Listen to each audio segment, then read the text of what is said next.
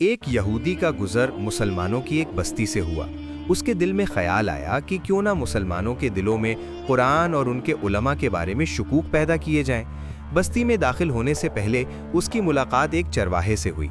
यहूदी ने खुद को मुसलमान मुसाफिर जाहिर किया और बातों ही बातों में कहने लगा, हम कुरान हिफ्ज़ करने में बहुत मेहनत करते हैं।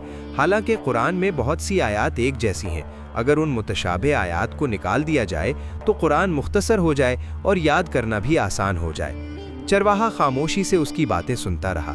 जब यहूदी अपनी बात मुकम्मल कर चुका तो चरवाहे ने कहा, तुम्हारा ख्याल सुनने में तो अच्छा लगता है, मगर मुझे एक बात समझाओ, तुम्हारे जिस्म में 2 हाथ, 2 पाँव, 2 आंखें और 2 कान क्यों हैं?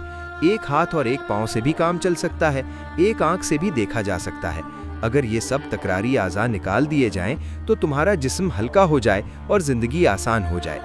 ये सुनकर यहूदी शर्मिंदा हो गया, फौरन उठा और चला गया। जाते जाते वो यही सोचता रहा कि जब मुसलमानों के चरवाहे की समझ इतनी गहरी है तो उनके उलमा की बसीरत कैसी होगी।